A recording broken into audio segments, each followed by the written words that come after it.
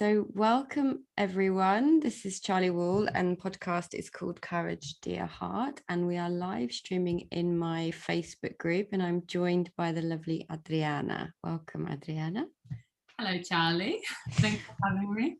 You're very welcome. And we are here to talk about you're working with me and your journey from last year to this year and how it's been very different for you. But first, I'd like to open up with a question. My podcast, as you know, is called Courage, Dear Heart. And I wondered if you could tell me what the word courage means for you. Well, for me, courage basically means to do the right thing, no matter the fear. And I feel what I've learned with you, that I feel like how the older we are as women, or maybe as human beings, we kind of push that courage away and we just do things that we feel like we have to do. And we kind of stop following our heart, we stop following our gut feeling. It didn't work for 2 weeks. Anyway, I think sorry, hang on. Gosh. Facebook, sorry. Just want to check. Okay. You've got courage. We were coming out all areas there, but we were delayed. So sorry about that, everyone. You were saying so beautifully about courage. Yeah, so I definitely can say that what you've helped me is really to wake up that inner courage and that gut feeling that I've really pushed away since I became a mum. And yeah, so that's my meaning of courage. I love that.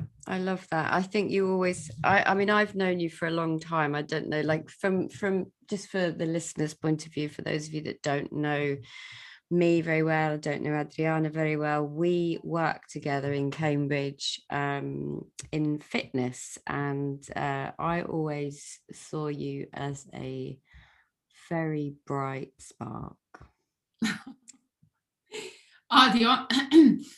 It's so funny. I was literally I hate this. I was always, you always made me cry.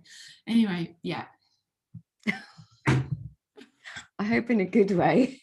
Yeah, always in a good way, because I just always felt like that, just such a special connection with you. Literally from the moment I've met you, I think it was like 2010.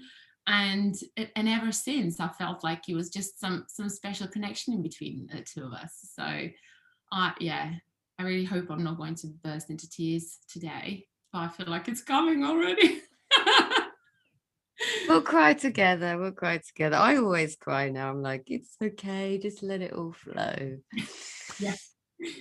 So it's all welcome. It's all welcome here. So thank you for telling me about courage. And there's a teeny little background about me and you and our working together. And we've known each other so if that's 2010, that is 11 years, right? Yeah. Yeah, cool. Okay. So you we got together again last year and you were feeling a bit low. So what was life like before you started working with me? Okay, so my biggest issue was, because obviously I'm from Croatia and I came to live in the UK in 2010. And I feel that just kind of that life changed for me from 2010. I kind of couldn't really adjust to the new life here, because anyway, kind of I was living life, I was living my 20s and living my dream, and I was ended up living in Tenerife, and then obviously got engaged with my boyfriend at that time. And so my next move was to move in the UK.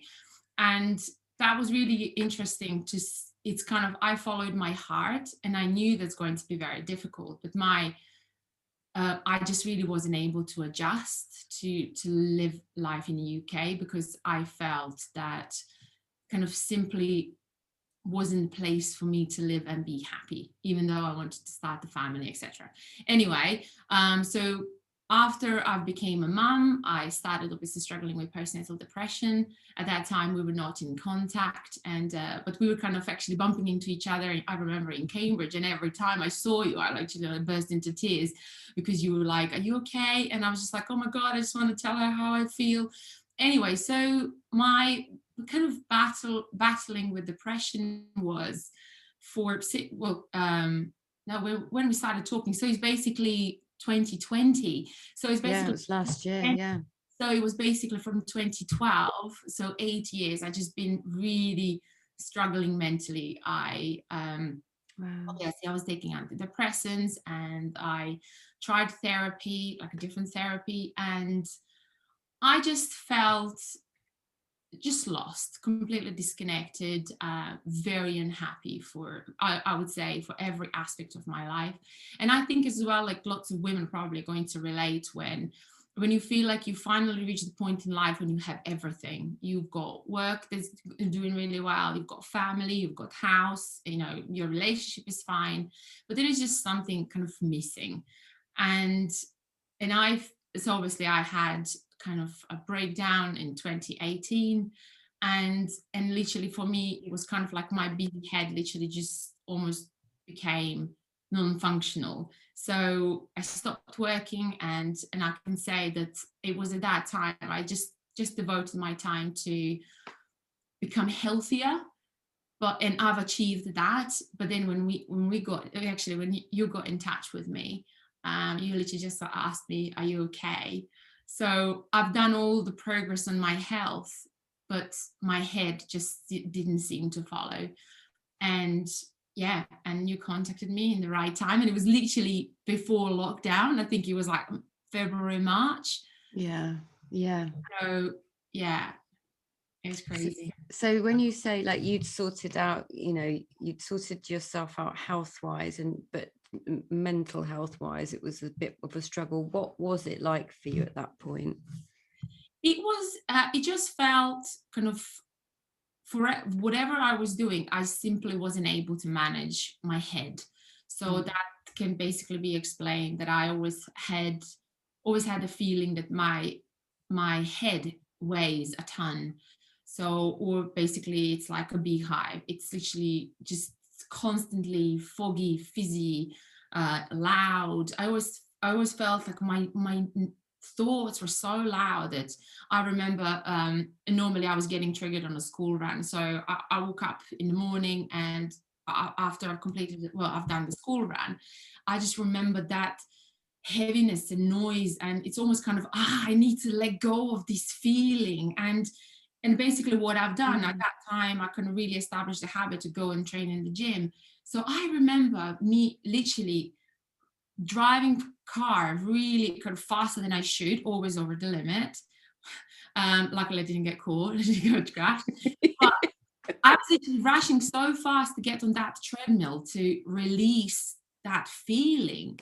And that literally carried on for so long. I would say a year and a half, until I got in contact with you. So yeah, I'd say it was just something that I felt like it was following me, and I just can't escape. I can't run away from it. So I would say it was impacting my life. So that I just constantly kept kind of having that thing with me wherever I went, however, wherever I've been. So yeah. This is very heaviness, lots and lots of thinking, busyness. And then at that point you were going to the gym. When you were going on the treadmill, was it working? Were you able to kind of shift anything? Well, because obviously I was going every day, so I literally felt like I let the steam out. But kind of almost like, so if you're thinking about the boiling water and that steam that comes up, I always felt the steam was gone, but the boiling water was still there. Okay. So it was almost like, okay, until the next day.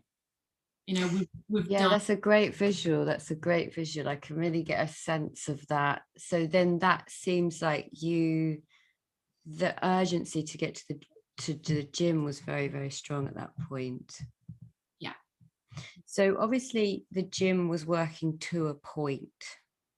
What else had you tried by that point? So I have tried, I think it's for 4 or 5 months, I've tried a therapy. I don't know what type of therapy that was, but basically it was a lot of going back to childhood, going back to obviously like what we call it, traumas. And so it was a lot of digging things that obviously were really painful, and And I just remember that because obviously I'm the person that obviously when I came to you, I was like, okay, what do I need to do? And it's like, no, you don't have to do anything. And for me, it was like, what do you mean not doing anything? Can you give me some, tools and strategies and toolbox? And anyway, so with that therapist, so basically my perception of her therapy was that she really pushed me, well, that's how I felt. She really pushed me to accept that I am a victim of my life. And I always rejected that idea because obviously I'm a child from a war, anyone who doesn't know me. So when I was 11, it was a civil war in Croatia, and we were refugees for a year, and we were living in some sheds, and obviously lots of bullying and kind of just extremely difficult situations where I think is that people in the UK cannot even imagine. No. So, but even though, so I kind of kept explaining because obviously she kept bringing it up, and I just kept saying to her, but none of my family have died in a war, so I was a lucky one. And so even though the situation was very difficult, I kept saying to her, don't push me to think I'm a victim, because I actually had a good life. My dad was able to, even during the war, to earn money, and I never had to work until I graduated my university because he was able to pay me the money. So don't tell me that I'm a victim. So the more she pushed on me, the more I completely rejected the idea.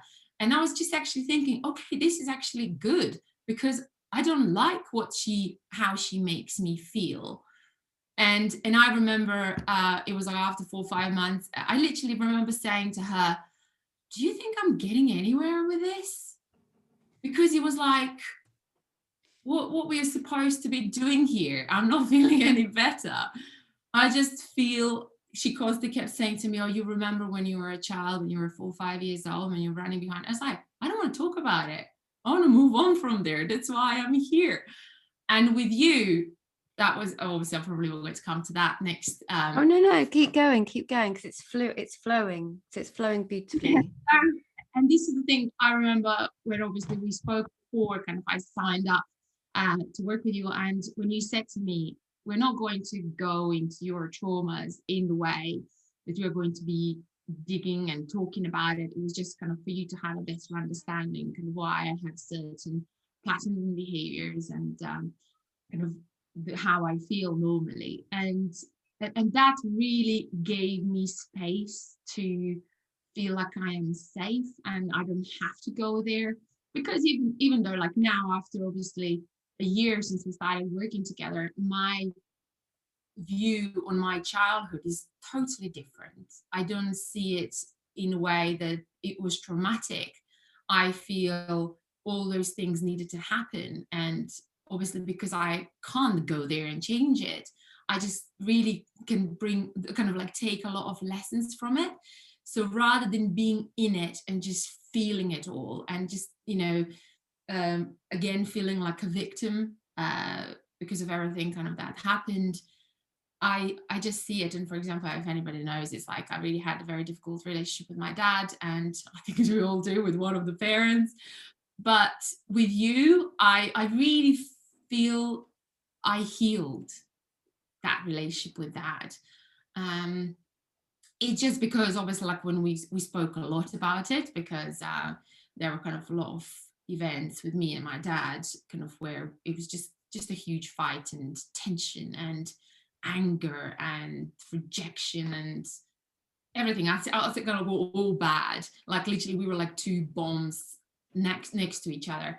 I even sometimes felt, well, not sometimes, for my whole life I couldn't even look my dad in the eyes because he always looked like he's just going to jump on me, like how scared I was from him.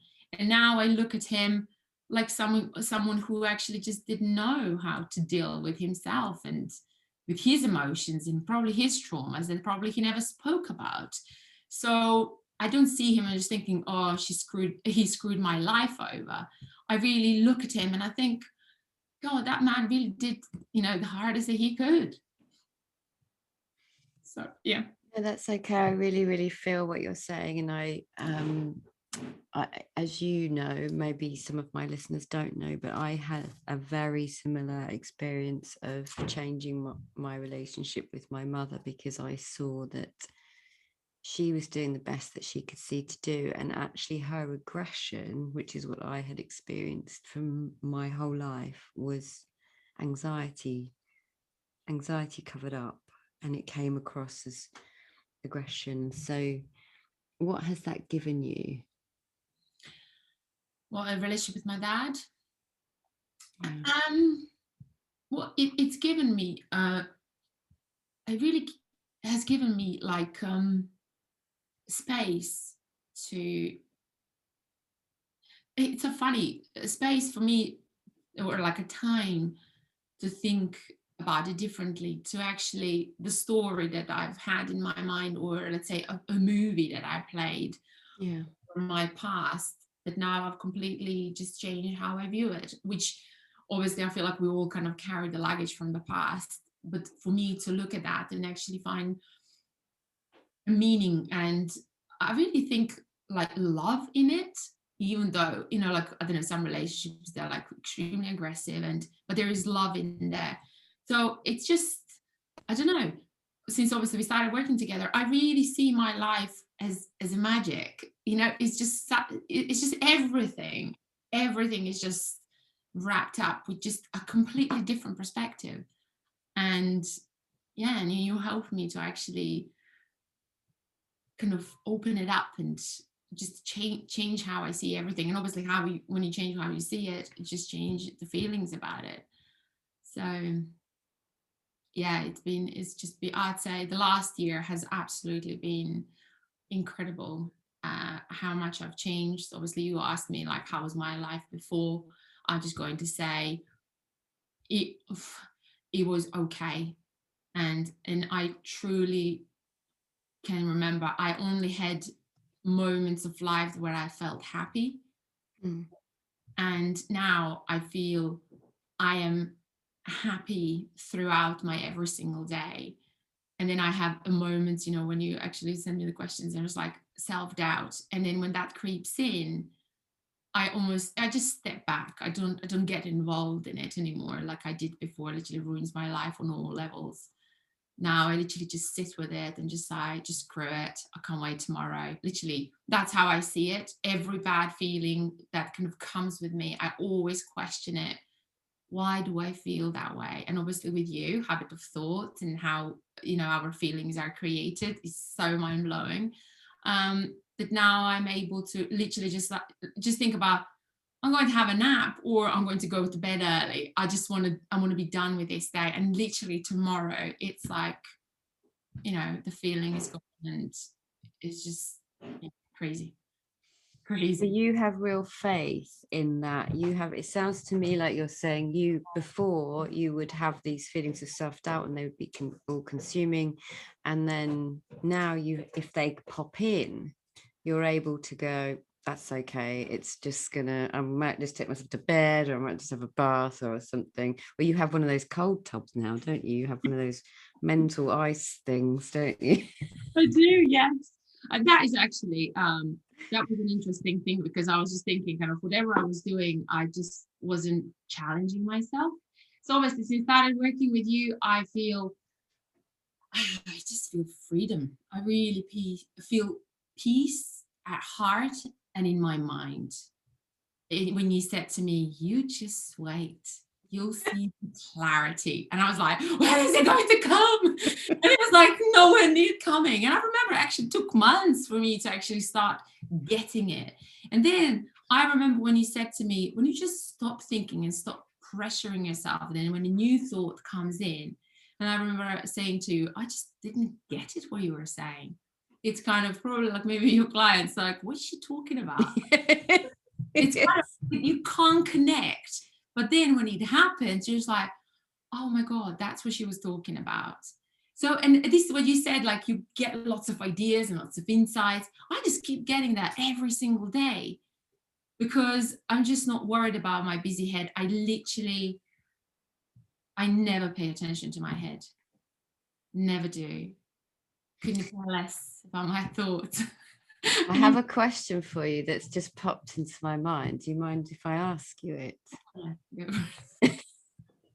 It's not on my list.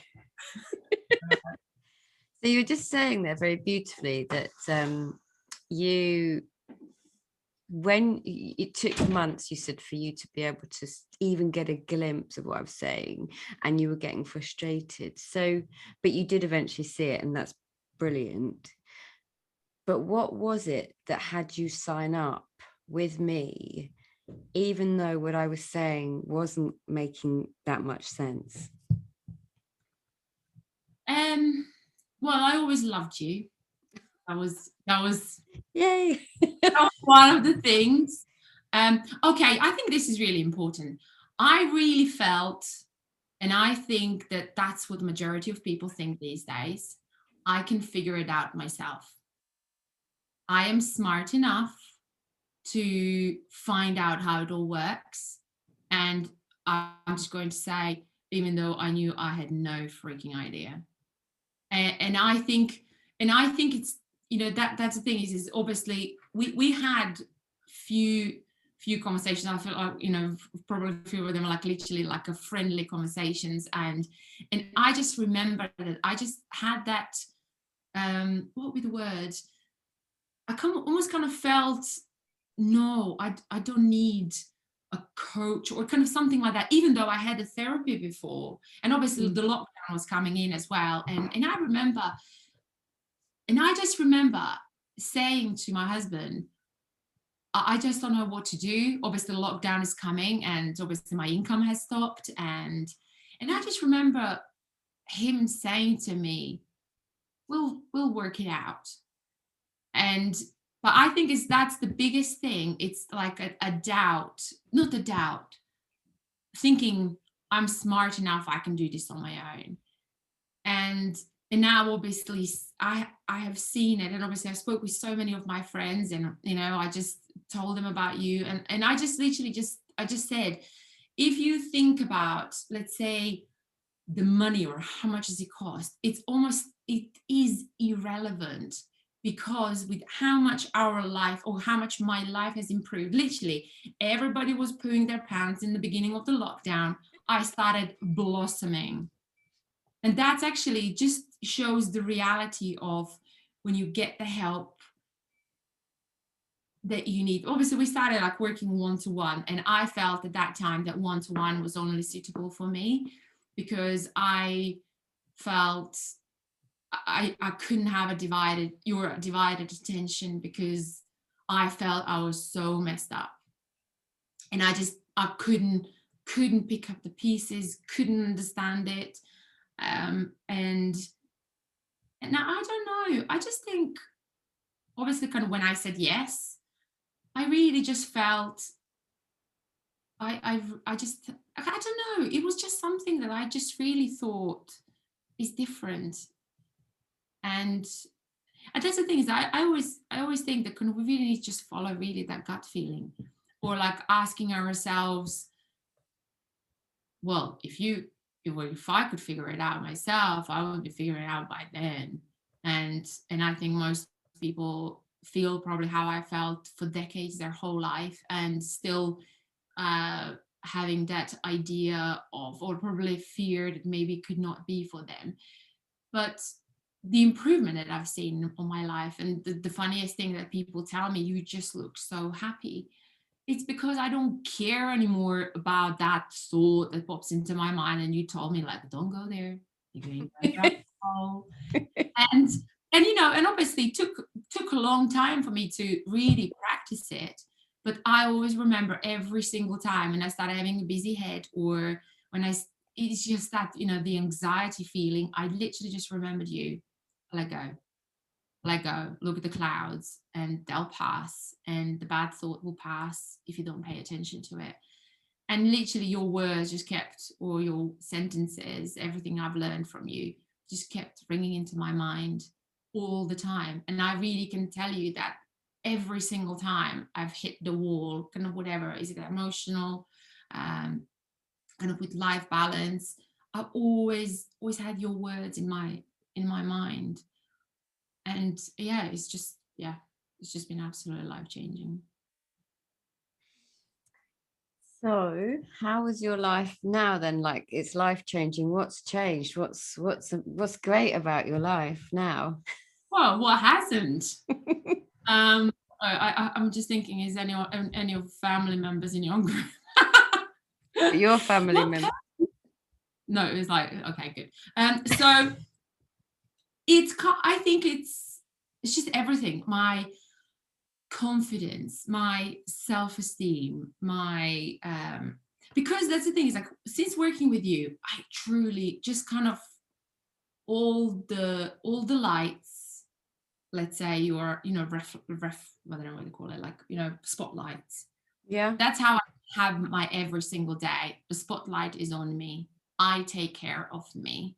And when I said to you, kind of relationship issues, ladies, sorry, but kind of relationship issues, and I'm 41 this year, and kind of things, getting older and things are less regular. And literally, since working with Charli, it's like back to 20s. Yeah, it's just because I feel like, because I've let go of um all those layers of beliefs that I've just plastered on myself. I've literally just felt like, removed everything. And the thing is, what you really spoke to me when you said to me, kind of about the mind and thoughts, and also, but when you mentioned to me the gut feeling, that feeling deep inside, and obviously because through my life experience, and now, in a war, and I was at the extreme alert of danger all the time, because we were in danger. And obviously, like, I left my home when I was 15, and ever since, I remember, I just felt that fear everywhere. And when you said, listen, the gut feeling, and it really just brought me memories that I've stopped listening, that gut feeling. And and I realized, when's the last time I've had that, butterflies, and say, just go for it. Do what, no matter what happens, just do what you want. And literally, yeah, the last year, I'm just doing stuff that I want. It's good. Everything is, I don't know, it's just, it might look for others, I don't know, this kind of like, oh, she's talking rubbish. But No. if you No. if you've That, known me, see that automatic self-doubt thought popped in. no, I just don't want to, I just kind of don't want to come across as someone. But I truly now, uh, I really now bound. I'm going to say, I truly feel vibrant, like from deep inside. And and I really worked so much on my mind, and I just feel it's just so bizarre how it's paying off, in what way, that I no longer take the trash with me wherever I go. I just say, screw it, you're out. And it's kind of just removing anything that's toxic, anything that's negative, anyone that's negative. It's out of my life. And it's literally, I feel, I truly now filter my every single day, everything that affects me and how I feel. And if my gut says no, is out. When it comes to things in the house, I'm not doing any kind of, I don't know what's called feng shui or something like that. I have no idea about that. But it's kind of just everything that brings me, that annoys me, I just remove it. So you have changed my life on all levels. You are trusting your intuition, you're trusting yourself, you're seeing your light. You're not carrying that bag of trash around anymore. Yeah, exactly. What a gift to give yourself. Well, honestly, if it wasn't for you, but this is the funny thing, I was like thinking when I was like working with you, and I always commented with my husband, and I was just like, God, if I didn't come across with you, or like if you didn't contact me, and if I felt messed up, or if my life got so challenging that I truly needed to ask for help, and what if I didn't come across you to actually tell me that basic understanding? And if someone kept, what you said, it's like fixing me constantly. it's kind of, and I don't know, to me, it's like mind blowing that people spend their lives in therapy and trying to figure things out and they don't get it. It's like, God, it's you trying to find the information and you're not the, but you just basically don't get the information that you share. I feel like that's kind of what is for me the most mind blowing, because it's, we all seek information. And I feel like now these days there's so much information everywhere. Now, who do you listen? But when you said you're not broken, your mental health is untouched, and I was like, what's wrong with her? You're broken. I said, I think I've got things wrong. I'm totally messed up. It's like I was like, I'm depressed. Like, don't. And this is the funny thing as well. I love how you obviously, like, this is my interpretation of Charli's work with me. This is not what she told me. I have to really, but I just remember, because I've really, I'd say I nurtured my depression, and I just remember whoever tried to touch my depression, I would become, I don't know, just angry beast to protect it. And my interpretation of working with you, it's like when you said to me, depression is a habit of thought, or it's just the power of your imagination. I was like, no, you can't tell me that I've spent so many years really living in that severe depression, where I literally felt some days, I remember I was dropping myself down on my knees and I just prayed God. I was like, God, give me a sign. What are you trying to teach me? And I think that's the thing. It's like people live with that their whole life. And as I said to you, no, I am depressed. Like, default. No, my depression is my default. Yeah. And obviously with your work, that you actually helped me to understand that I just made up. That's kind of how I felt. That's how I took it. And to me, that was powerful, because I knew that it's just the mind, how mind works, and how our perception of our reality works. And when you actually start questioning, but this is the thing, I think that's why we need to get help from people who know how to do it, how to help us. I think the interesting thing to say there is that me too, and I was older than you are now when I came across this understanding, and we weren't making it up in the sense that it's anything conscious. It's innocent misunderstanding of how all humans create their experience. So it does take a while to get, because you're unlearning, and it is triggering for people, and your egos like gets jarred if I was to just come out and go, you're all making it up. You'd be like, and what you said so interesting there about I was hanging on, and I hung on to my anxiety for dear life, because it was all I knew. It was basically, I didn't know that I was already safe. I didn't know I was already being taken care of. I didn't trust that. So I was holding on tight to my own ways of looking after myself. And that was so. And what else did you say so beautifully? You said, if I hadn't have come across you, like that kind of, the way I see that now is that, again, we're being taken care of and we just don't know those connections that we meet in life.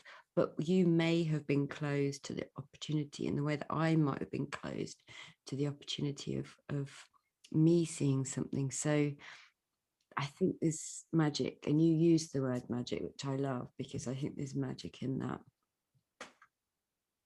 It definitely is.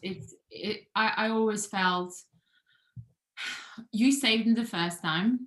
Obviously, when I came in the UK, God knows how many jobs I applied, and absolutely no one even invited me for an interview, and it gave me an opportunity to work. So I can't believe that no one invited you for an interview.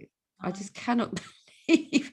Well, my gain, like absolutely my gain, and their loss. Yeah, this is the thing. It's like what they say. It's when the doors shut to certain places, it open to the place where you need Meant to to be. be. Yeah. Yeah. Oh, that gives me goosebumps. What they say, like you're where you need to be. You don't have to be anywhere else but here.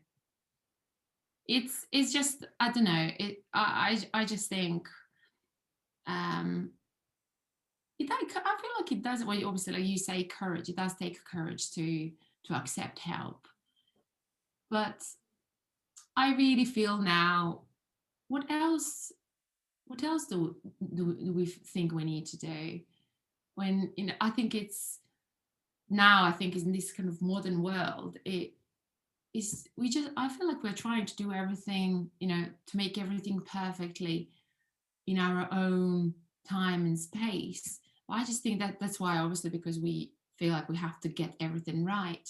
That's why I feel kind of mental health seems to be, obviously, more than me, but it's just what I hear. It's that mental health is now just one of the biggest things that people struggle with. It's just because it's not something that you can do about it, because you don't know, you don't have an understanding about it. And honestly, I just think what you are doing, it's absolutely amazing. And I'm so glad that obviously we worked together, and it's just, my life is completely different. Couldn't even, I feel like almost like true me came out. All that rubbish that I kept putting on myself, I don't know, fear. I had like huge issue. I think it's like one of your questions that you asked me. One of my biggest things was just the fear, just never ending fear. I think it's your second question, the third one. Yeah, we haven't really followed it, have we? But yeah, Yeah. what was your biggest fear? That's right. Yes, yes. So I just felt, I just had that fear, kind of whatever I wanted to do. And now, kind of as a mom and as an adult, I just feel I was frightened of everything. I even became frightened of walking, obviously, in a school playground. Who is going to come and talk to me? Or maybe someone contacts me, let's say, through social media. I literally felt I became so vulnerable to everything that, but I just, yeah. So obviously, like, kind of what it is. But it's just kind of really forgetting who we are. And for me, kind of one of the most beautiful things that you kind of almost like you get, that sounds bizarre, but I felt like you gave me permission to be myself. Because obviously, because my dad was a person who worked really hard. And actually, so funny, he said to me yesterday on the phone, he said, teach your children to be as perfect as possible. I was like, oh God, there we go. As perfect as possible. I was like, well, I'm not going to teach them that. Anyway, but that was his approach, to be as perfect as possible. So which always felt never good enough, never doing anything right enough. Or so yeah, so I always had that fear of just not fitting in, not being good enough, not doing anything right. And it's just so bizarre. It's literally like, yeah, me being 10 years old, and just having my dad barking in my ear. It's kind of me as an adult that just carry on having the same conversation in my own head. And then, of course, you can't move forward, because we kind of didn't allow ourselves to actually be who we are, and to be, you know, adults, to grow up from that phase. We all seem to be, what they call it, like inner child. um so, and yeah, with you, I just really felt, no, screw it, I just want to be myself, and I'm just going to go for it. And if it doesn't work for others, I don't care. I'm just going to, live how I want and do things I love. And kind of whoever joins me, great. Who doesn't, I'll be okay. So, So what are you doing now? Where can people find you? oh God, I'm invisible. No, you're not. No, I'm invisible. Yeah, it's no, where they can find me. Newmarket. What are you doing, Adriana? So, well, what I'm doing. It says no, we didn't come here to talk about what I do. No, it's, yeah. I'll tell them. No, So no. Adriana is a personal trainer and nutritional coach who works online. So if you ever want any help, I will give you her details. I'll add them in the bio as well. What would you say to someone who was hiding away and frightened and looking for help? What would you say to that person? One of the things, or the biggest things, is if you really think. Can you just hold on just a second? Sorry. Freddie, I'm just doing a podcast. Is he cleaning the house? Thank you. Carry on. So what I was just going to say is, how long are you planning to hide for? What's your life looking like when you're hiding? How long have you been living like that? How much is affecting your life? That's the thing, on all levels, from your relationships, from your well-being, your mental health, your job. And I think it's really important to know when you're getting a help that someone actually helps you to understand, to truly open up and be who you are, and someone actually help you to understand your own mind and your own feelings, how much your life can really change in 3 months. It can be totally transformed. It can be literally, I feel with your help, it's kind of a road to freedom. It's, I feel, all of us who kind of been before working with you, I really felt I was chained up. I just felt, I know it's like, I've just been talking about this. But I feel like it's just so important that we need to get help for this, because we don't know how to work it out. I feel like we've always been taught, you need to be great at the job that you do. And that's what we need to carry on doing. But to actually figure it out our own mind, when it's such a complicated thing, I really do think that we need to accept help. And I just really hope that any of you are listening this, and you feel like, no, I just want to wait for longer. How much longer do you need? While your life, it can be totally different and changed in 3-6 months. Like, my life has completely changed. And you've changed, I believe, like hundreds of thousands of people. And I don't know, as you said, it's just, I think it is important courage. But I'm just going to say, you really need to listen to that gut feeling. Do you want to sit in pain? Do you want to carry on sitting with a busy head and with all the emotions that you feel right now? If you find that life is good, then okay. But if not, get Charli. She's going to change your life. Well, one can only hope, right? One can only hope. So I'm going to have to call it quits there, unfortunately, but I could have talked to you all day. I might have to get you on again. No, that's fine. Say hi to Freddie. Like, he didn't shut up. You can hear him on the microphone all the way through that last bit. Yay. With that, Charli, thank you so much for inviting me. Well, thank you. Gosh, thank you for coming on and giving up your time and sharing your story so beautifully. It was lovely. It was really lovely to see you and hear you. So thank you very much. And I'll talk to you very soon. That's love. I'll speak to you soon. All right, bye.